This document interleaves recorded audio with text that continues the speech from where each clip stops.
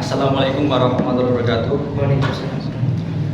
Perkenalkan, kami dari kelompok yang bernama 1 Iqbal Zainal Arda Ahmad, NIM 21252052084. Dan ada teman saya Nabila Inggit Saputri, NIM 2325202135. Saya Dia Ananda Fitrianti, NIM 2325201114. ya. Di sini saya akan mewawancarai salah satu yang ahli di bidang teknologi untuk memenuhi ujian akhir semester etika teknologi informasi.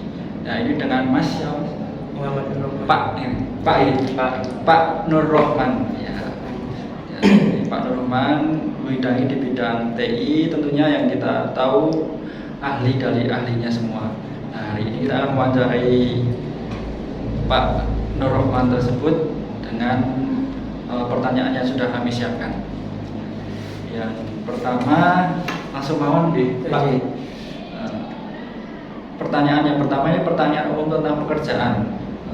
Nomor 1, apa peran utama Anda dalam pekerjaan ini?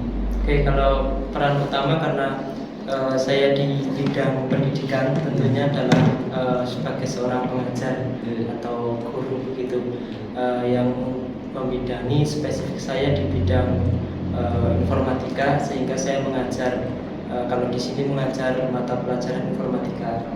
Dan juga saya di salah satu SMK mengajar masih di ranah IT juga untuk di kejuruan di jurusan TJKT atau kalau dulu namanya adalah TKJ. Cuma karena sudah berbeda struktur kurikulum menjadi kurikulum merdeka, sehingga alih nama menjadi TJKT atau Teknik Jaringan Komputer dan Telekomunikasi.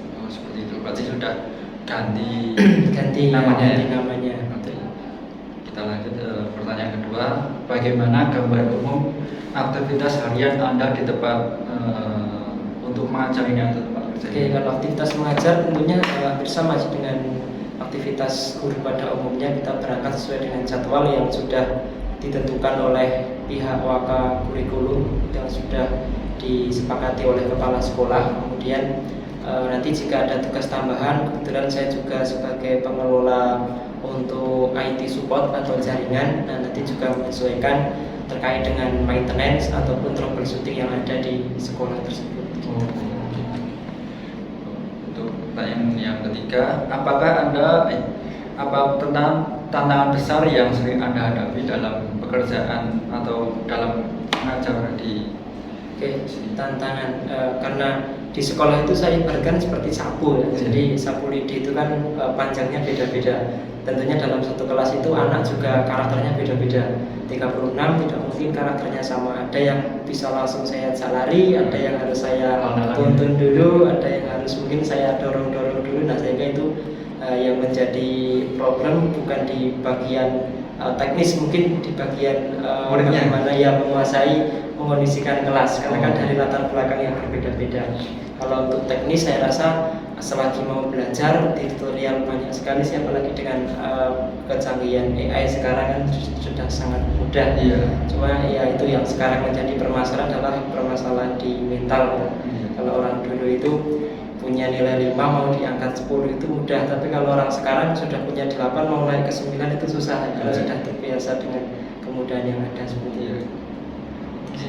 Ini tadi pertanyaan umum tentang pekerjaan Pak Nur Rahman atau Mas Nur Rahman.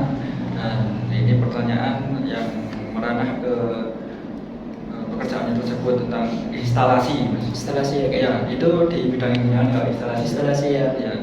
Tentang instalasi yang nomor 1 pertanyaannya, apa saja jenis instalasi yang biasanya Anda kerjakan? Oke, kalau instalasi sebenarnya dibagi menjadi dua, ada wireless dan non wireless ya. Kalau untuk wireless sendiri biasanya kita menggunakan access point, nanti ada beberapa titik yang akan kita pasang. Kalau untuk kabel sendiri, kalau jaraknya itu kurang dari 100 meter biasanya menggunakan LAN. Kalau misalkan sudah lebih itu menggunakan fiberoptik. Nah, kalau untuk anak praktek biasanya sering juga menggunakan kabel fiberoptik, karena PKL juga rata-rata menggunakan fiberoptik semuanya. Bagi pakai fiber optik sekarang udah modern. Iya sudah ya, rata-rata karena di samping harganya lebih murah ya per meter, kemudian jangkauannya, kemudian ya kecepatannya juga Iya. berbeda dibandingkan dengan menggunakan kabel UTB. Berpengaruh gitu ya. Berpengaruh betul, potensinya lebih kuat. Oke, untuk lanjut nomor 2, bagaimana standar instalasi perangkat keras atau perangkat lunak di yang Bapak kerjakan? Oke, kalau di sekolah untuk standar instalasi yang paling penting itu di K3RH-nya, penerapan keselamatan kesehatan kerjanya. Karena yang di dalam ruangan itu yang melakukan praktek adalah anak. Jadi yang perlu digarisbawahi pertama adalah kelistrikan. Jangan sampai ketika anak masuk itu di dalam ruangan tidak ada karpetnya sehingga nanti terjadi ya itu tersengat listrik. Itu yang paling pertama. Harus setelah itu masuk meranah ke dalam perangkat keras yang dipasang seperti komputer, kemudian mungkin di layar itu ada anti radiasi dan lain sebagainya. Jadi diawali dari kelistrikan dulu yang perlu diperhatikan. Itu berbahaya soalnya. Bahaya Ya. soalnya.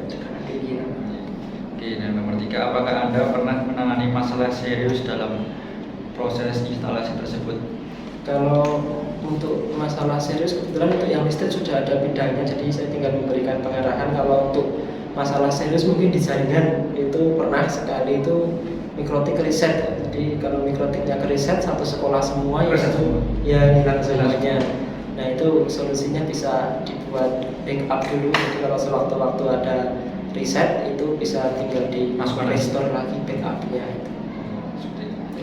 Sudah ada backupan, tinggal Ya, nanti dimasukin lagi. ya, restore lagi bisa. Oke, yang keempat, peralatan atau teknologi apa yang sering Anda gunakan dalam instalasi? Kalau dalam instalasi yang inti aja ya seringnya mikrotik ya, sering ya mikrotik itu. Kemudian nanti kalau teknologi ya berbagai rata-rata hampir sama sih, kalau merek ada TP-Link, Tenda, kemudian ada kalau yang di atasnya Ubiquiti, yang paling itu sih yang sering dipakai. Ya, intinya itu aja. Oke. Nah, ini kalau tentang pemrograman Mas, kalau pemrograman Bapak biasanya membidangi tersebut nggak?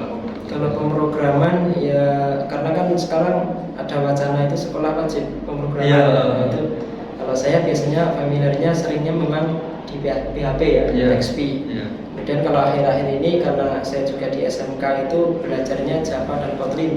Karena kan Java dan Kotlin arahnya nanti ke mobile ya, Iya, betul. mobile programming. Apalagi kemarin SMK itu mobile programmingnya sudah sampai REST API sehingga mau tidak mau juga harus ke arah situ. Gitu. Iya.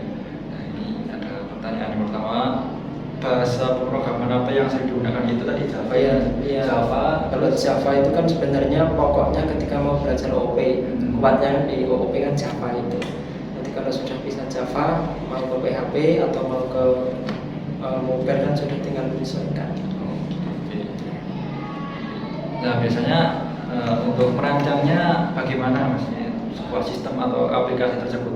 Oke, kalau saya masih aplikasi yang ringan-ringan sih, jadi hanya cukup perancangan dulu, kemudian desain, implementasi, kemudian evaluasi. Apa sih istilahnya extreme programming kan? Iya. Dan ini ada juga pertanyaan, proyek pemrograman terbesar apa yang pernah Bapak kerjakan? Oke, kalau pemrograman masih cukup kecil sih, paling untuk sekolah seperti PMP, PDB, kemudian akhir-akhir ini saya mengerjakan untuk jurnal atau OJS ya, Open Journal System. Kemudian saya juga sering, ya nggak sering sih, paling 1-2 itu di cloud server ya, untuk migrasi dari hosting ke cloud. Nah, ini tadi yang pemrograman sudah kita jawab dengan Pak Nur Rahman. Sekarang kita masuk ke dalam teknisi. Oke, teknisi ya. Teknisi, apa saja jenis perangkat keras yang sering Anda tangani dalam teknik? Perangkat keras ya. Kalau perangkat keras ya itu splice ya, mesti ya. Splice untuk nyambung kabel fiber optik, kemudian tadi seperti mikrotik itu termasuk perangkat keras juga sih. Komputer juga sama. Oke. Ini tadi teknisi sudah terjawab. Ada mikrotik, ada apa tadi? Ada splice. Splice. Splice. Nah, kita masuk dalam job desk. Job desk ya. Nah, bagaimana job desk Anda didefinisikan dalam perusahaan? dalam sekolah atau perusahaan tersebut? Oke, kalau untuk job desk, karena fungsi saya utama itu guru, tentunya setiap semester sudah ada alokasi jamnya. Nah itu kan sudah jelas, setelah muncul jamnya berapa jam, kemudian muncul jadwal. Nah itu sudah sinkron antara berapa jumlah jam dengan berapa hari jadwal yang harus saya masuk di kelas itu. Kemudian tugas tambahan itu disesuaikan dengan kondisi dari tanggung jawab yang diberikan. Misalkan lab ya, kalau misalkan labnya tidak rusak ya nganggur, nggak ngapa-ngapain. Tapi kalau labnya rusak atau ada kegiatan apa, itu baru seperti itu ada kegiatan. Ataupun perawatan berkala biasanya 1 minggu sekali, 2 minggu sekali gitu. Nah, ini masuk ke dalam pertanyaan yang inti adalah pertanyaan tentang etika, kan sesuai judul dengan UAS-nya tersebut. Iya. Ya, ini tentang etika. Nomor 1, bagaimana perusahaan Anda atau Bapak bekerja di sini memastikan keamanan data dari privasi? Oke, memastikan keamanan data dari privasi ya. Keamanan data ya, keamanan data bobol atau gimana ya? Bobol itu ya. Yang jelas kita meminimalisir sementara data-data dari yang ada di instansi kita itu online ya. Jadi sementara amannya itu offline dulu. Ketika offline ya itu lebih aman sih daripada ketika online gitu ya. Sementara paling seperti itu sih. Pertanyaan kedua, apakah Anda pernah menghadapi dilema dengan etika dalam pengerjaan tersebut dan bagaimana mengatasinya, Pak? Belum pernah ya? Berarti nggak ada dilema, baru bisa selesai. Nah, ya, masuk ke pertanyaan ketiga, bagaimana Bapak mengedukasi tentang etika ke dalam murid-murid atau Nah itu yang saya sering miris itu ketika ya mungkin anak SMK sudah kenal lawan jenis, jadi mereka itu sering tuker-tukeran akun mungkin ya. Nanti posting ada hashtagnya HCK, hashtagnya apa, itu sering saya sampaikan. Nah itu kalau seperti itu kan privasimu nggak ada. Mungkin sekarang itu termasuk melanggar etika juga. Sekarang mungkin kamu aman ya, mungkin masih sama dia. Cuma 5 tahun lagi kan nggak tahu ya, masih tetap sama dia atau tidak. Dan ketika sudah dipegang akunnya kan nggak tahu juga kalau ada aib-aib mungkin yang disalahgunakan dan lain sebagainya. Nah itu ternyata anak tidak sampai ke situ ya. Nah itu yang menjadi bumerang untuk mereka sendiri. Jadi walaupun sedekat apapun, kalau bisa tetap ada batasan, terutama terkait dengan privasi. Setiap orang mesti punya ranah privasinya masing-masing. Iya, betul. Nah itu selalu tak evaluasi. Iya. Ini poin yang terakhir, apa langkah-langkah yang Bapak ambil untuk memastikan bahwa yang dikerjakan Bapak itu sesuai standar etika? Oke, yang jelas koordinasi dengan stakeholder pasti itu ya, pemangku kebijakan, kemudian nanti dikomunikasikan jika ada yang sekiranya masih kurang nanti bisa dievaluasi sama-sama gitu. Oke. Ini penutup, Pak. Pertanyaannya ada 3. Apa nasihat untuk orang-orang yang di luar yang ingin berkarir di bidang TI ini? Ya, yang jelas kalau di IT ini kan artinya dinamis sekali perubahannya. Jadi jangan bosan-bosan untuk belajar, untuk upskilling, untuk reskilling. Tentunya kalau kita hanya berdiam diri, berpuas dengan yang kita bisa sekarang, tentunya akan sangat tertinggal. Jadi ikuti zaman. Ya, ikuti zaman terus ya. Kalau seperti Telkom itu ya, dalam genggamanmu. Kalau mau saya lupa, ada satu ikonnya Telkom bagus sekali itu. Intinya apa itu, lupa sampai bagus. Ada slogannya. Ada slogannya ya. Jadi kita harus mengalir dengan zaman. Ya, betul. Oke, ini pertanyaan yang kedua lagi untuk penutup, bagaimana Bapak meningkatkan keterampilan pada bidangnya tersebut? Ya itu upskilling tadi. Upskilling ya, mengikuti seperti webinar dan lain sebagainya itu mesti ada. Kemudian kalau di guru kan ada MGP ya, musyawarah guru mata pelajaran. Nah itu bisa diikuti. Nah yang terakhir,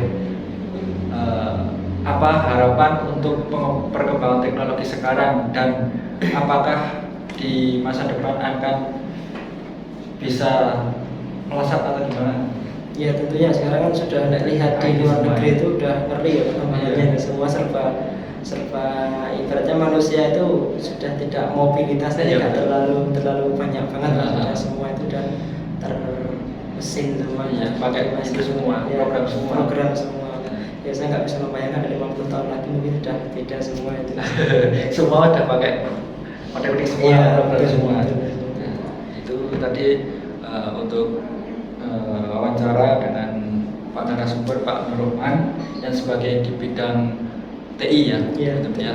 Oke, terima kasih sekali Pak Nur Rohman. Ini kita sudah wawancarai, sudah meluangkan waktu hari ini, nyempat ke banget. Nggak apa-apa mas, saya sudah komunikasi dari tadi malam kemarin. Iya kemarin. Kebetulan siang saya nanti di Kutarjo. Iya. Nanti kalau Kutarjo, waduh, ada uas lagi banyak. Nah gitu. Nah, terima kasih sekali Pak Nur Rohman. Kita teman-teman sudah diberi waktu. Ya. Oke, kita tutup untuk wawancara kali ini dengan Pak Nur Rohman sebagai ahlinya di bidang TI. Apabila ada salah kata dari kami mohon maaf yang sebesar-besarnya. Wassalamualaikum warahmatullahi wabarakatuh. Waalaikumsalam.